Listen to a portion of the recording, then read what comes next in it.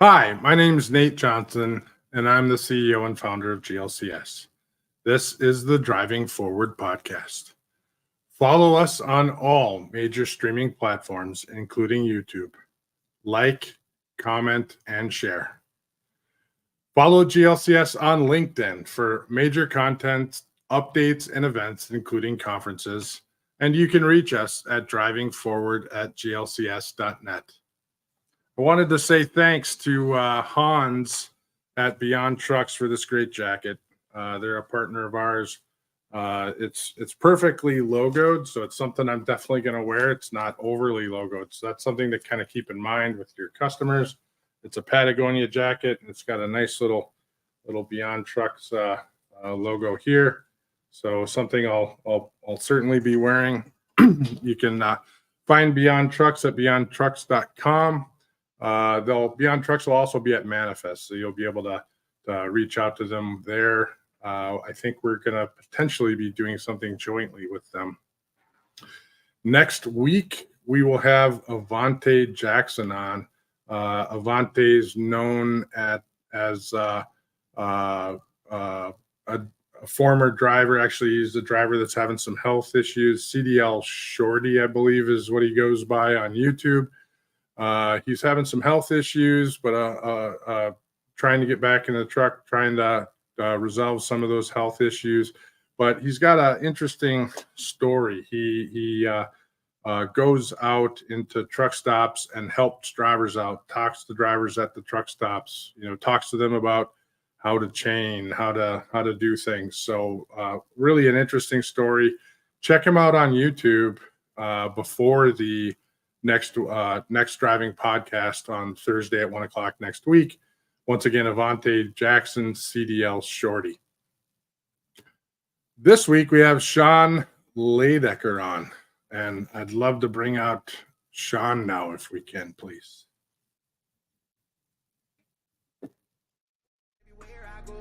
It clouds my mind and soul. It turns my heart cold. But I keep drinking because it makes me feel like I'm not alone. That was a good song, Sean. Thanks for coming on board. Great to have you on. I'm just going to start off with that song. And Shrey, can you play that whole 30-second clip? Repeat the cycle every day. I gotta start with a drink. My life been getting sort of crazy and I don't wanna think. I look myself right in the mirror and I don't even blink. Then I get angry, take the rest and pour it right in the sink. I know where this road goes. Alcohol ain't my friend, but I keep drinking cause these demons roaming. Follow me around everywhere I go. It clouds my mind and soul. It turns my heart cold. But I keep drinking cause it makes me feel like I'm not alone. Repeat the cycle every day. I gotta start with it. We needed it once. So thanks, Jeff. We're going. That song, Sean, before we get too started here, I wanted to say a quick story. So I listened to that song probably 10 times last night and trying to find. First, it resonated with me in an interesting way, but I wanted to find the perfect little clip in there, and who knows if we'll get in trouble for running it that long, but I wanted to run it that long anyway because number one, I know that song has some importance to you for a variety of reasons. But so that being said, if we want to talk about it now, if we want to talk about it later, I really appreciate you coming on the show today. I think we have a ton of stuff to talk about. Why don't you tell us about yourself? Passing the mic over to you. Awesome. Well, that got me a little off guard. First and foremost, Nate, thank you so much for giving me this opportunity. I'm super excited I was able to connect with you, to find you on LinkedIn. I truly kind of believe that we are like-minded individuals. Even to the point that, your post yesterday evening, again, talking about tenacity, that hit home. You might have listened to my song choice 10 times, but I've read your post 10 times before this podcast. That artist is, the artist's name is Dax, D-A-X. He's a Canadian up-and-coming hip-hop artist. I just happened to fall on that song by Dumb Luck. Probably actually 21 months ago, which is 20 months ago is the date that I decided to make a decision and stop drinking alcohol. But again, as I'm sure you probably correlated to, right? If you just take the word alcohol out of that song, I mean, it hits home. It hit home, especially from one entrepreneur to another to a person that's had to fight his way up, to grow your company, GOCS. I mean, take the alcohol side out. There's so many different references that we can use for it on a daily basis. Um, but yeah, I mean that song hits home. It reminds me of everything, why I do what I do every day, why I wake up, why I put in this relentless pursuit for, to continue to grow this great company and the message that we stand for. Oh, I thought it had an awesome message. I looked at it at really the first 2 times I listened to it, and then the next 8 times I listened to it, it was just at different angles and how it. I mean, I was super surprised. I actually have Dax listed as someone I want to go back and find out more about, see if I want to listen to more of his songs. So just because that was so unique, someone I've never really heard of, and I like the tone of the song in general as well. So And I mean, all his songs really have such deep meaning. I mean, all his songs have impacted me significantly. Um, I mean, I'm the kind of person, that I'm always trying to do better, right? I always trying to see how I can better myself, my understandings, my knowledge. Even when I came into the podcast and asked me to list my title, and I was contemplating putting student of all, master of none. Just again, kind of like I said at this point, I'm learning every single day. And I think it's one of the beauties of our industry too, is that, I've started this industry back in 06, 22 years old, bartender, never worked in a corporate experience before. It was it was a hard uphill battle to get there, right? We're talking 17 plus years. And I went from bartending to corporate drinking, and that was a whole other level. yeah, nope, that's a hard thing to wrangle, and I've definitely had my moments in my life, not to the same point that I think you've been, but I think it resonates with any of us that have been around a long time. So I appreciate that. So let's talk about loyalty logistics a little bit. You've been, well, actually, let's go back even further. I mean, you did start in bartending, you did start in some of that. So let's kind of start in the beginning, because you kind of had a career before a career, right? Am I thinking that right, or am I wrong? I mean, so career. I mean, I think so. I'm wondering how far back I have to go actually to start this conversation. So, I mean, I come from a family that's worked in the service industry for years. I started working in the service industry at 13 as a pot washer. I was washing pots twice my size. Finished high school, didn't really know where I wanted to go. So, figured with the experience in the service industry, I said, let's go to bartending. And bartending was kind of the first introduction of a tool which would allow me to become somebody that I wanted to be, but I had a very hard time to be. I was that shy kid in the corner who didn't really want to, I didn't want to be the center of attention, right? So you add the alcohol into that scenario, and then all of a sudden I become 6'5". And I'm not 6'5", by the way. You're 6'5". You're the best looking guy in the bar. Is that liquid courage we all talk about, right? I was very fortunate. I had a customer of mine that I'm still very close to today. He was my original kind of mentor in this industry. He loved the way I talked, and I was always interested because he was very well dressed and what he did. And one day he just kind of said, like, what else do you do outside of bartending? And I was like, this is what I do. So he said, you're wasting your time. Come have an interview with my company and let's see what we can do. And I mean, in 06, I mean, logistics wasn't the big craze it is right now, right? I mean, even pre-COVID, everybody kind of knew what a broker or transportation company was. In '06, when somebody told me, we move a reefer, I was sitting here saying, I, I had no idea. It wasn't as popular as I would say these days.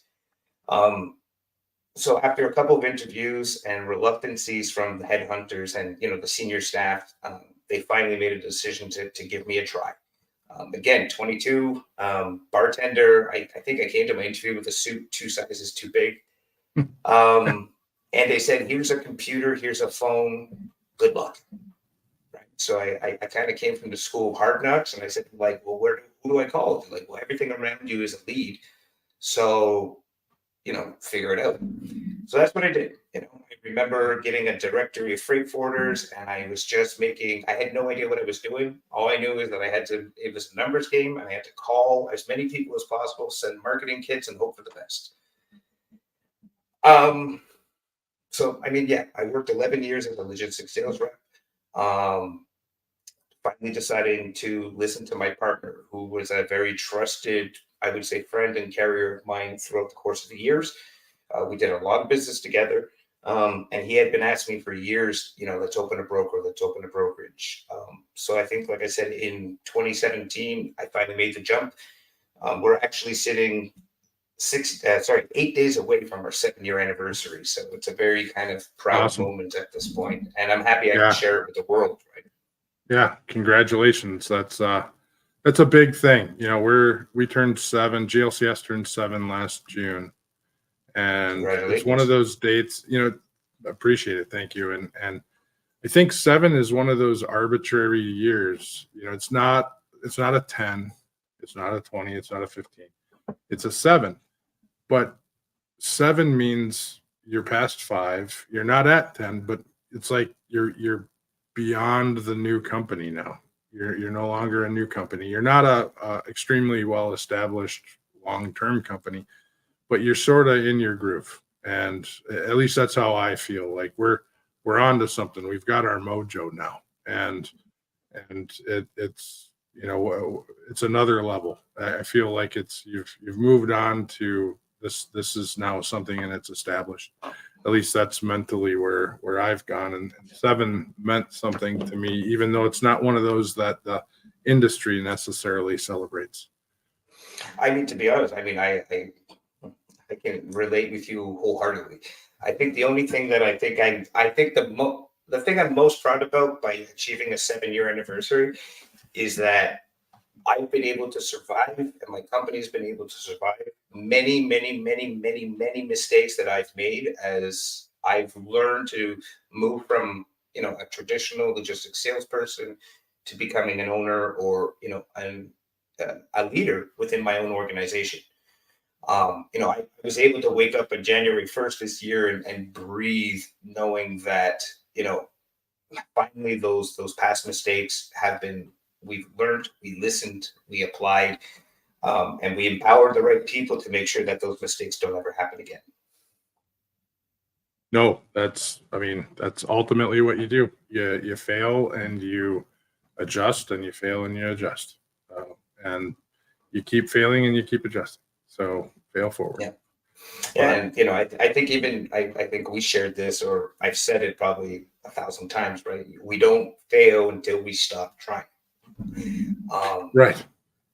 That is something I think everybody has to embody, because how many times can we say we failed and then just let it shape us into inactivity versus allowing it to, push us forward? No, I agree. I think some of that, when I was, so I think when we started noticing, well, we were both on Dooner the same day. So that's, I think, when I really recognized your name, and that's where the Puppy King came out. But I think I remember my post that day, like, I have to follow the Puppy King. I think that's what I said. But then where we really locked on and started chatting was the imposter syndrome article that I wrote. And that's something along the lines of failing and being afraid of failure and being afraid to announce that you fail as some of that. You and I have chatted a little about imposter syndrome and how it impacts our life and how we've maybe grown past that and how we recognize that. So you want to talk a little bit about that and how it maybe you've grown through that throughout your life a little bit, and how it impacts your day to day, or maybe not so much anymore? I mean, look, we practice, one of the main principles that we practice in our company is candidacy, right? And it's candidacy from the bottom all the way up to myself. Um, I wish I could sit here and say like I found a solution for imposter syndrome, but I also don't think there's ever going to be like a cure for imposter syndrome. I think it's just kind of one of those things you have to be aware of, and it's right to correlate it to addiction, right? I'm never going to not be an addict, right? It's not to say that I'm an alcoholic, right? But I have a whole slew of isms that I can utilize to escape, right? So I'm addicted to the escape, and I realize now after a long journey, I'm never going to be able to be cured of my escapism that I constantly look for in life. And it's the same thing too, is that I'm never going to be cured of imposter syndrome. Just for, I guess, the world, right? So last night I wrapped up my work, and then it was realizing I've got this 1 hour podcast I've never done in my life. So the first thing I did was message you. I'm like, hey, how does this work? Pre-scripted questions. That was my imposter syndrome kicking in. It was saying that I have an hour of, live televised event that I've never done, and I don't want to mess it up. And I didn't have the faith in myself to be able to do it. Now, naturally, you and I, we chit chatted. You gave me some peace of mind. And then this morning, I woke up and I felt great. I felt ready to go. I'm ready to share a message. Again, imposter syndrome, I think it's something we have to learn to live with. We need to be able to recognize it and realize that when it's kicking in. I can even tell you today, right now, like I have a hard time talking about my successes. I have a hard time recognizing this company's strengths and the growths and everything that we've done in the last 7 years. I don't know about you, but I'm the kind of guy that unfortunately I tend to focus on the negative versus the positive.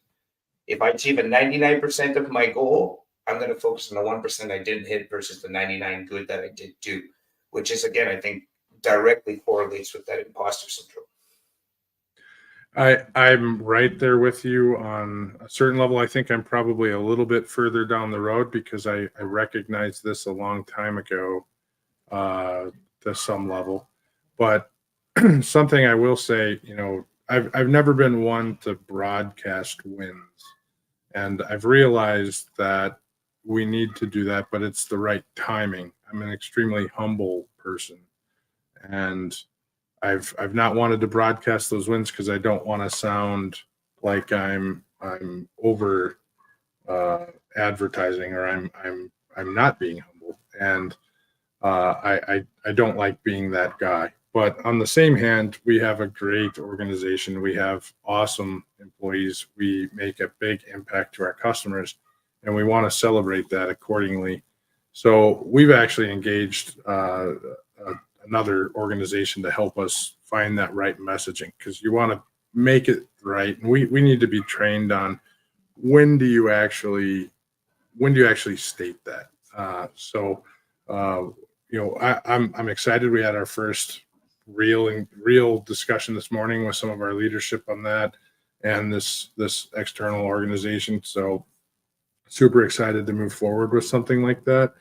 But it is new to us. Some of those skills we have, and it's just how do you apply it? I mean, if you're in sales, if you work with people, you already know how to do these things. It's just timing, and it's how appropriately do you apply this information.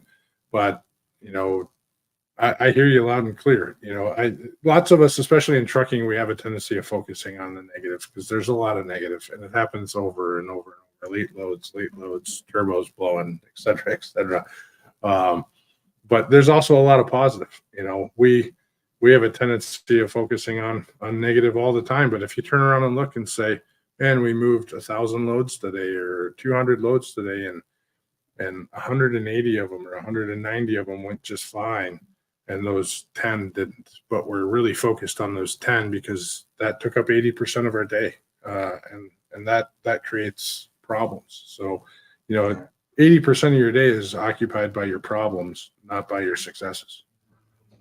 Yeah, and I mean, there's a couple of different sayings that also helps to remind us of that thing, right? Which example, you're only as good as your last load. I'm sure that's something you've said, you've heard 1,000 different Yeah, times. yeah, certainly. And that is a truth, right? And we deal with an industry that sometimes we don't have control over, the successful openings of customers or the maintenance of customers. Companies shift, supply and demand changes. So again, it goes, no matter, you're only as good as your last load. And let's be honest, right? And I tell my sales team this: anybody can pick up a load and deliver it on time. That's not the hard part, right? What defines a true kind of extension or partner of your logistics is the people that, when things don't go according to plan, the corrective measures that you take, right? The communication that you can, explain to our customers. We can't fix the problems ourselves, and the customer's entitled to be angry, and that's fine. But you've got to be there for the good and the bad. And we can't save the day, right? We need to just be transparent, work together, and hopefully at the end of the day, it's appreciated, and we hope for the best. No, agreed. Completely agreed. So I talk to me. Oh, go ahead. Sorry, I apologize. I had a quick question before if we choose to move away from the imposter syndrome, but Sure. how do you react on, say, birthdays? If you get like big grandiose presents from your families or whatnot, I'm just very curious. That's pretty rare. I don't get that. I have teenagers. So yeah, that doesn't happen yet. So I haven't. I at least that hasn't happened yet. So how do you react in that scenario?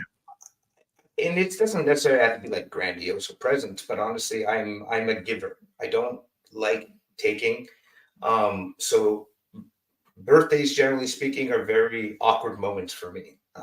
Because again, I like to give everything, but I don't like to receive. And when I do receive, it's I'm the most awkward person in the world, right? We could sit here for hours and chit chat, and we could probably have a great conversation until such point you decide to give me a gift, and I have no idea how to react. A good example I think of that is the proverb. Well, you go out to dinner with a customer or a vendor or whatever, and somebody goes to pay the bill. I used to struggle with that. I want to pay the bill. I'm the guy that pays the bill. Whoever's going to pay the bill gets to pay the bill. I'm not going to argue with that. I remember a long time ago, I was at a meal with a whole bunch of people, and it was like an argument on who was going to pay the bill. So, but no one would back down. So, and nobody would agree to take part of the tab. So, but this is an example of that sort of scenario as well, where you just won't accept the fact that someone else is going to pay for you. So I think being gracious is part of learning that evolution, being gracious, understanding how, and that's something I've had to learn to do a little bit. So, accepting that type of scenario, but I don't know if I have a lot of, getting a jacket from a vendor normally, not a vendor, but a vendor partner. Normally I would have said, don't worry about it. We don't create, GLCS does not monetize relationships with partners as well. So for a variety of reasons, but some of that may be related to the way that you're stating, but I think primarily we in the way of referrals, I should say, we don't monetize relationships with partners for the most part. But I think you have a solid point. Some of us feel awkward when somebody gives us something, or we, for whatever particular reason, it could be you don't want to feel like you're beholden to that person, or I'm certainly a giver. Christmas at our house is big. I like to have everybody open a lot of gifts, and that's on me. Uh, Yeah. so why, I'm not quite sure. I just like that. So But and the reason I asked the question is just to see, like, have we, or have you ever put a thought into the imposter syndrome and the inability to, receive a gift like a lot of people, like most people, right? Um, I don't know. I have some correlations there between that imposter syndrome, and I think it's just more or less that, again, that vision of ourselves, right? Because we come off as leaders, as very confident, people that have their things together, right? So when those gifts are received, I think it's that reminder. It's like, no, I just feel awkward. I don't deserve this gift, right? Everybody else deserves the world, but I don't deserve that particular gift. So I don't know. I just, it was a thought yeah, process no, that's always kind of put to correlate to the imposter syndrome. no, fair point. It may or may not be related. I mean, there's in kind of I've read many articles on this now. Some of them more like books, but there's a component of imposter syndrome called the soloist. It's where someone uh, feels like they need to accomplish things on their own, and I wonder if that kind of fits into that type of role. Typically, it's more business related and professional. I've not looked at it from a non-professional role, but you need to be kind of the guy. You're the expert. I mean, there's another one called the expert, but you need to be the person that accomplishes everything. You need to do it yourself. So, in the case of someone giving you something, that may be the trigger there. So, Yeah. Yeah. uh, kind of shifting topics a little bit, and we can certainly circle back if we find a piece to it that makes sense. You had brought up the culture at Loyalty Logistics. I wanted to come around on that. You have multiple offices in Canada, in the U.S., in Mexico, and in Colombia as well. Correct. So where GLCS is scattered throughout Canada and U.S. and Mexico as well. Not scattered. I mean, we don't have office. We have an office in Lakeville, Minnesota, and then everyone else is remote. So I don't like to use the word scattered. That's a poor choice of word, but everyone works out of their house from there on out. But we do have people in Mexico, in the U.S., and in Canada. So curious, tell me about the culture and how that's meaningful to you, how it's kind of developed. Yeah, I mean, so the culture kind of directly correlates with what you're seeing behind me, which is obviously some more in your face color tones.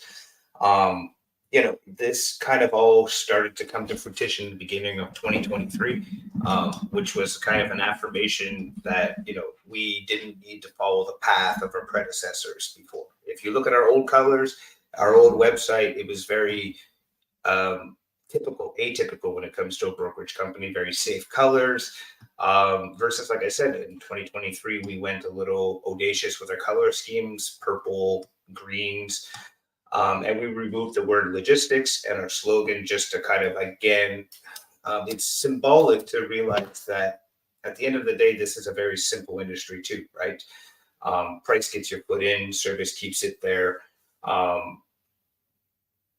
mean, again, it's to bring back the simplicity side of things. Now, I mean, the culture, like I said, it's a culture that took many years to create.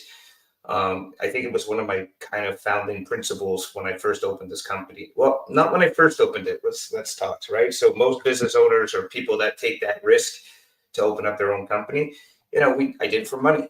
I'm not gonna lie. I like fast cars. I like shiny things. But that changed very fast when I opened up this company, and I started to see staff bettering their lives. Creating financial securities for their families. Obviously, we've had a strong presence in Mexico, and I'm based in Montreal, Quebec, Canada. Most of my original staff was based here in Montreal. So, we were dealing with, people that were not originally from Canada, immigrants from Mexico, from Spain. And, our company was able to give them an opportunity to, again, better their lives. And once I started getting a taste of that kind of set off the creation of Loyalty's culture. So I mean, the culture is simple, that we either thrive together or we die together. I think that's as clear English as I can put it from there. We truly believe in, again, it's the success of this company is not because of myself or because of the directors or because of my senior staff. It's because of everybody. We try to empower, from intern to ownership. I have interviews or meetings with any new hire. Again, doesn't matter, where they're located in the world. And again, like I said, we restructured our company. Happens to directly correlate on my day that I chose to not drink alcohol. We essentially, like I said, at this point, we're at a pivotal moment of this company's life expectancies. We tried a lot of different concepts and idealisms prior to April of 2022. Some worked, some didn't. But we realized that the system we had previously created was to profit a very few, not so much the masses, which kind of was not befitting to the ultimate vision of the company. So we ripped apart what we did good and what we did bad, and then we departmentalized the path of success so in-depthly that it assures the company's continued organic growth at that point. Now, it took a lot of trial and error to figure out to get to where we are today, right? Obviously, there's the secret sauce is working, but at the end of the day, the secret sauce is just, like I said, we create a clear path of advancement inside of our organization from the moment you start. We've created essentially roadmaps to success for every department. So every new hire, if you're just a CSR and you do data entry, tracking, and tracing, we're going to tell you which paths you can go inside of our organization. And the vision or the vision of success, right, is not mine to determine, right? I can tell you one person wants money, the next person wants time. So we try to give options to our staff on which avenues they can go. And if whatever avenues they choose to go, well, we're going to tell them how to get there. We're going to tell them what work they have to do above and beyond the call of duty, who they need to work more closely with. So we truly believe, like I said, that every employee should be empowered to have a voice, from, again, ownership down to within everybody. And we believe that if you put in the extra work, you'll be rewarded for it. And the beauty is too is, like I said, our commission structures have been created in such a way that they're uncapped earning potentials. So again, everybody has the tools to shape the life that they ultimately want. No, that's great. You've been able to shepherd that. And something I always say with culture is, as a founder, as an owner, you can build that foundation of culture and you can shepherd or guide the culture, but really it's up to the employees. They're the owners of the culture, and you can guide it. You can eke it along and do what you can for as a founder, as an owner, but it's up to the staff, the company as a whole, and the health of that company to move it along and take it where they're going to go with it. And a healthy culture is a healthy company. And so that's great that you have that. And I keep getting pinged from all kinds of people from GLCS saying that your shoe game is awesome. So now, did you get Nike to actually do a special shoe, or did you do that online?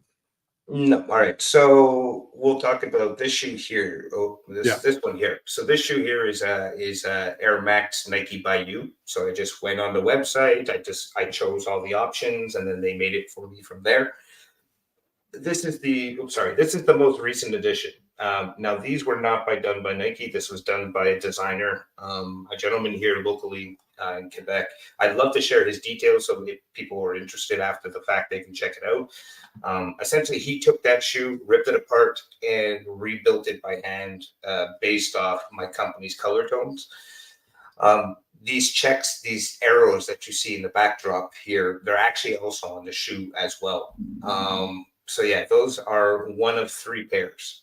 So essentially, as Christmas presents, I decided to make 3 identical pairs from myself and the 2 other partners that are with Loyalty Logistics. Gotcha. That's cool.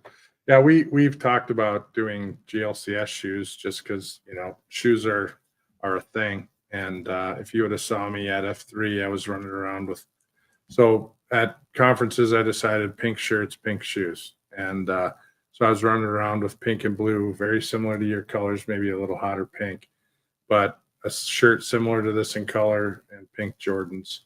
And I was looking for engagement. I'd never been to F3 before. I was looking for engagement, and within a couple hours, I just had to stop counting because I had 40 some odd people come up to me and start talking about the shoes and the shirt. So, so then I decided, you know what, I'm going to put together some GLCS shoes. And then shortly after that, you had put those shoes together. So, and I saw the post online for it, but to come along with that, I've at least had 7 people reach out to me while we're talking about your shoes. So, well, I'm happy. There's actually one pair that you guys don't see there, which is the most recent edition, which is our Air Max 1s that we have, that are purple and green as well. I shipped a pair to a tin Dooner over at What the Truck for Christmas time. I saw that.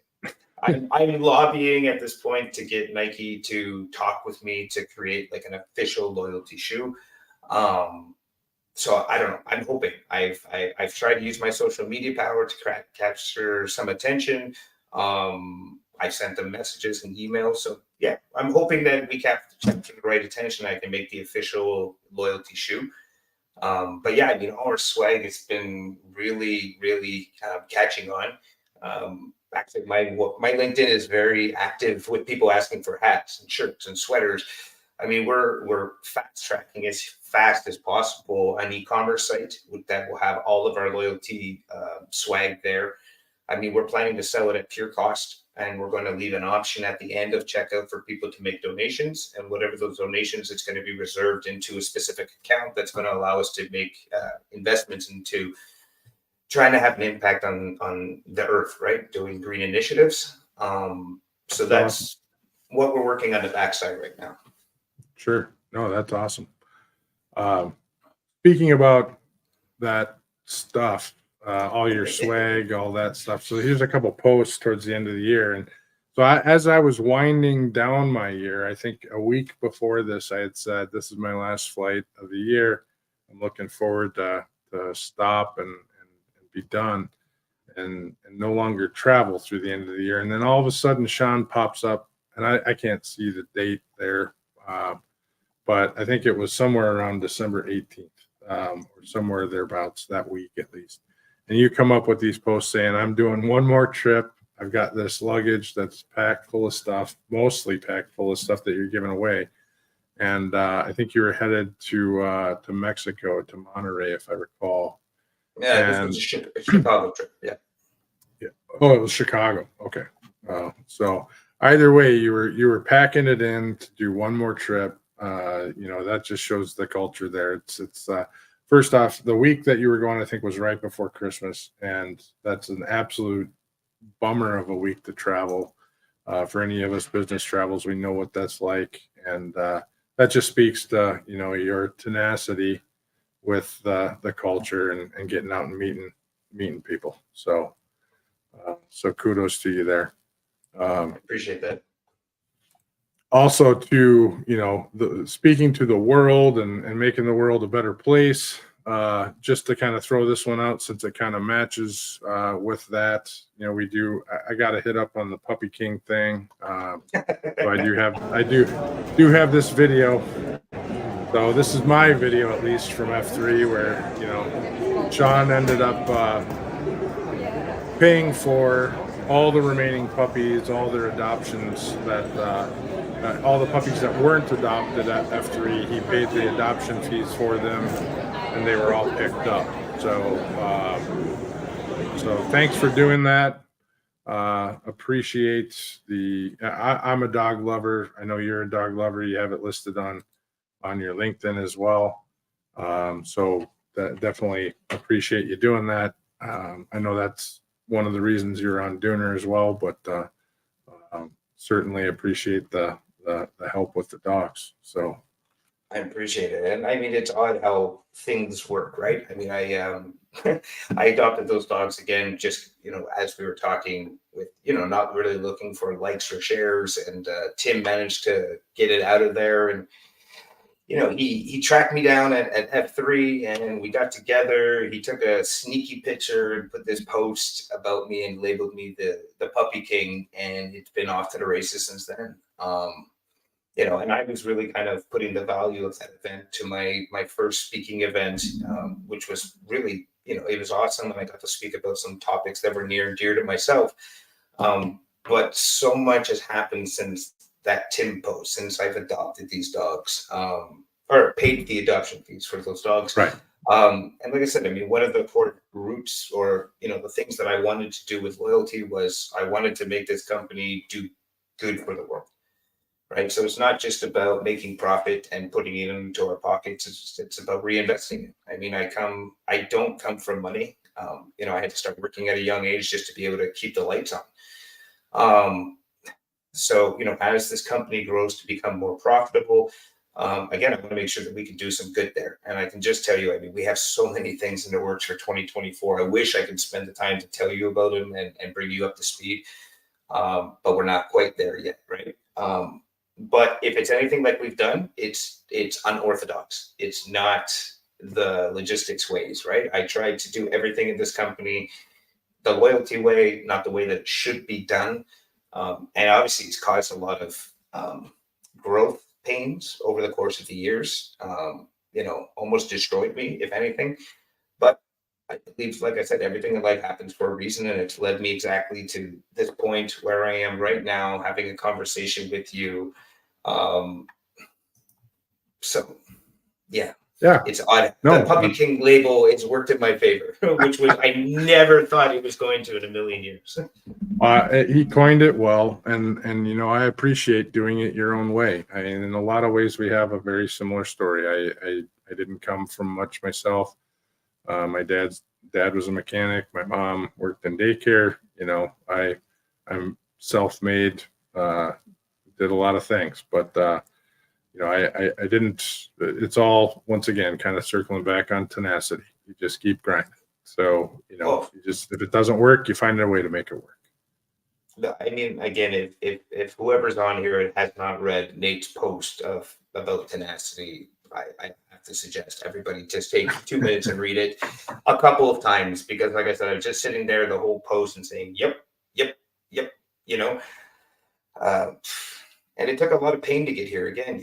We had to continue to be just tenacious. I mean, we only almost went bankrupt twice in the last 7 years. And, that was hard.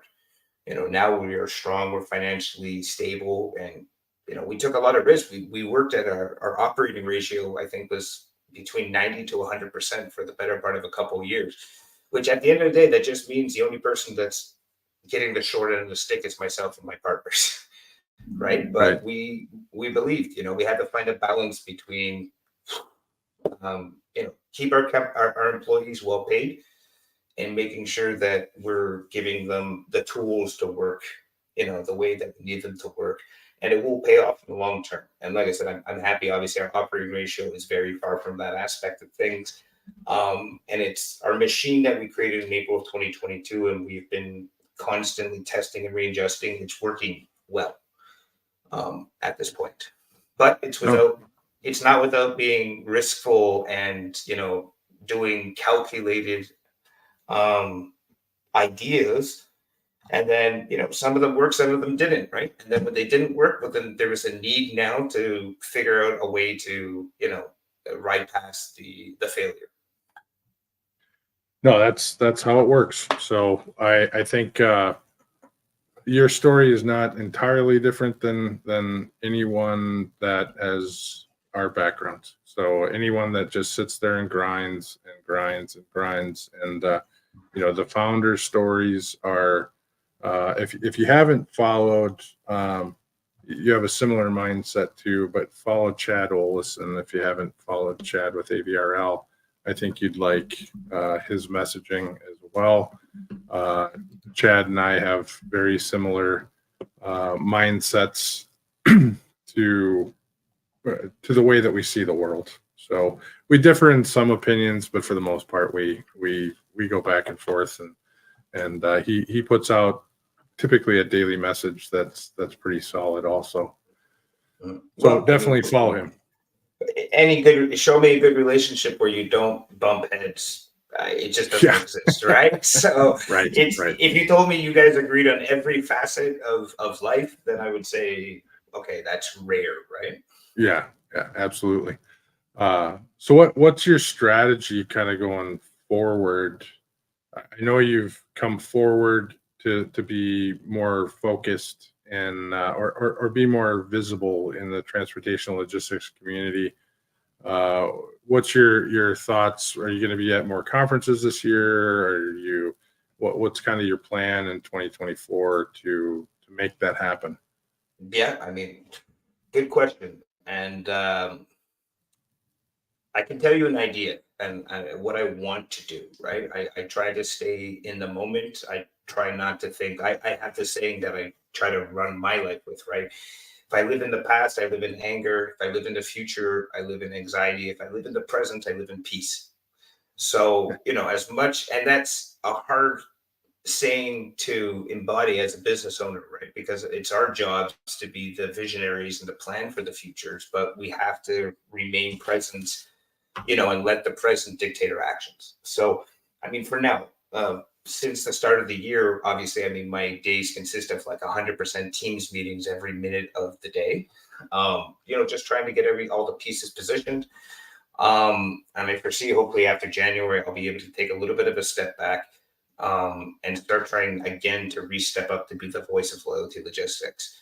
And that's definitely going to be, external marketings. It's going to be trade shows. I mean, any public speaking event, as uncomfortable as it's going to make me feel, I am willing to talk. So again, working with our marketing companies at this point, making sure that we have the right partners behind us, both internally and externally on the marketing side of things, making sure that our systems, processes, and procedures are in line with the culture and where we plan to go this year. Once I can take a step back from the front lines with my troops and I can, go not necessarily to the generalist booth, but at least, in outside of the chaos of logistics on a daily basis. I think I'm going to take a big, deep step into how I plan to, continue to share the loyalty message. I mean, Sheree mentioned obviously the Mid-American Truck Show. That's going to be priority number one to see. I think that's going to be like the initial, going to continue to share the message. Excellent. Well, certainly if you have any questions on, thoughts on where you need to go or anything, we have a lot of people on staff that can give insights. We've done this for a long time. So, we're around to just chat anytime going forward. So just reach out if you have questions or thoughts or just need somebody to bounce something off of. I'm here for you, man. I appreciate that. And, like, again, to go with the original statement, right? Master of nothing, student of all. I mean, this company wouldn't be where it is today if it wasn't for the voice of a lot of great people, right? And I value those people, right? So, again, any insight, any help, any guidance, I will take it, right? It doesn't mean that it's I'm going to listen to everything, but I'm definitely going to apply it and question things, right? But yeah, I mean, that's it. We just got to hunker down and ask the questions and listen, right? And Nate, before I know we're wrapping at a time, which is completely blows my mind already. What's your shoe size? I'm a Nike, I'm a 15 or a 16. So I am the opposite of what we talked about before. I am 6'3" and a very big guy. So wow. Well, I'm like pushing 5'7", so but in my head I think I'm 6'4", so that's what counts. Sure. Yeah, I wish I was 5'7". The world is not made for big people. Just to put that up there. So try flying at 6'3" and a big guy. But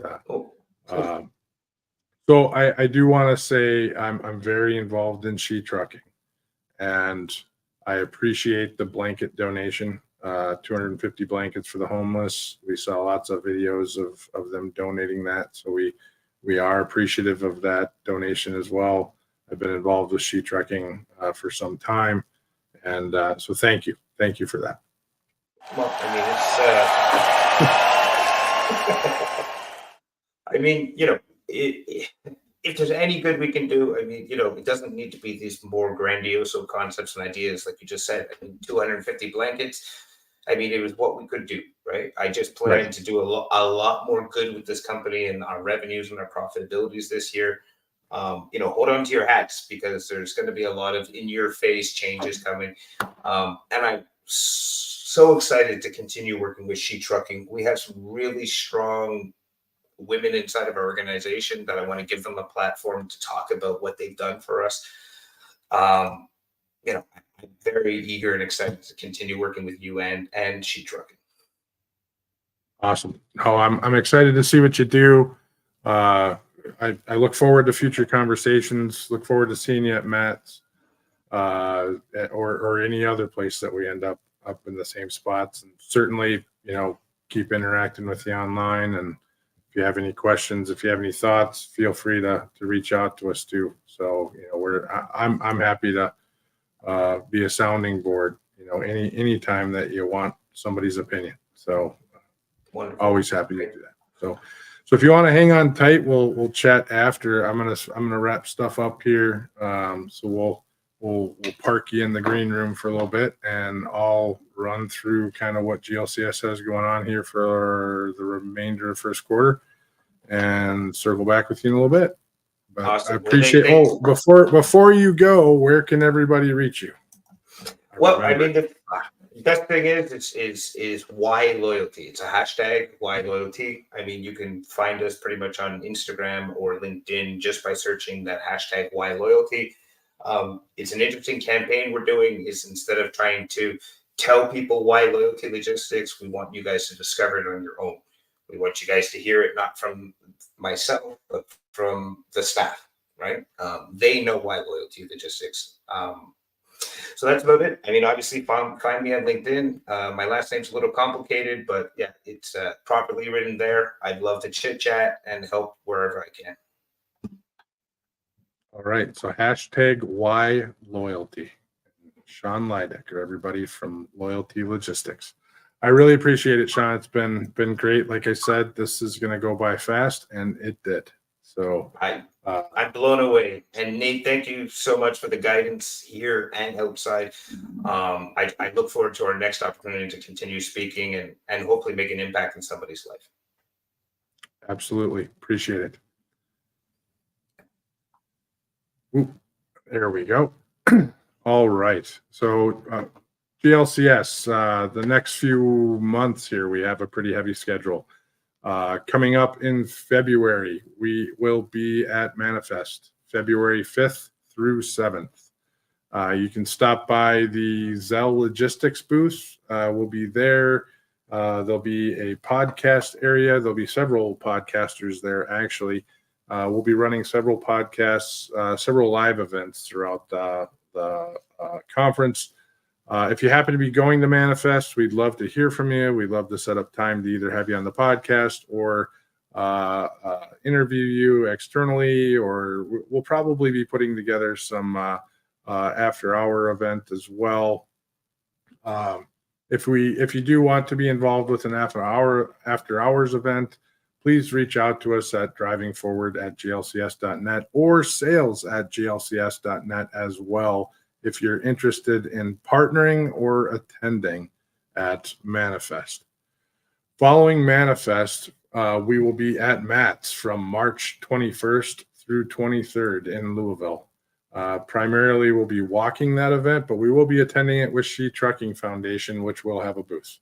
And we'll be looking for everybody there. So please reach out to us if you'll be in attendance. We'll be happy to meet with everyone. Looking forward to that event. It should be a good one.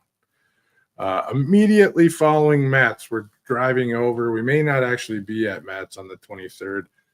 We have a booth and are a sponsor at the TCA annual conference in Nashville, Tennessee at the Gaylord. So we'll have a larger number of people at that event. We're looking forward to that as well. We'll have more details as we get closer to that. Finally, Broker Carrier Summit. This is a large one for us. We do have a sponsorship at the Broker Carrier Summit as well. Broker Carrier Summit is in late August. I think it's the 22nd through the 24th. For some reason, my notes are missing on that. The Broker Carrier Summit is the place where hundreds of carriers and brokers come together to build meaningful connections and find legitimate players in the industry. At the Broker Carrier Summit, we're on a mission to transform the relationship between carriers and brokers, say goodbye to distrust and hello to mutually beneficial partnerships. We believe the key to transformation lies in fostering open communications, enhancing education, and meaningful connections. Early bird pricing on the Broker Carrier Summit, I think, is still a go. That's 10% off. And there is a promo code, I believe that's still active as well, and that is SheTrucking1, lowercase SheTrucking1. I think we have that. I can put it up. Let's see. There we go. It may be all lowercase SheTrucking1, but with that, I appreciate everyone everyone watching today. Thank you once again to Sean Laidacker for coming on board. Tune in next Thursday. Should be a good discussion with Avante Jackson. Once again, CDL Shorty on YouTube. Looking forward to talking with him about what he has going on and where he's going in life. So stay curious, stay informed, and keep pushing the boundaries of what's possible. Until next time, drive forward with purpose and innovation. Thanks for watching.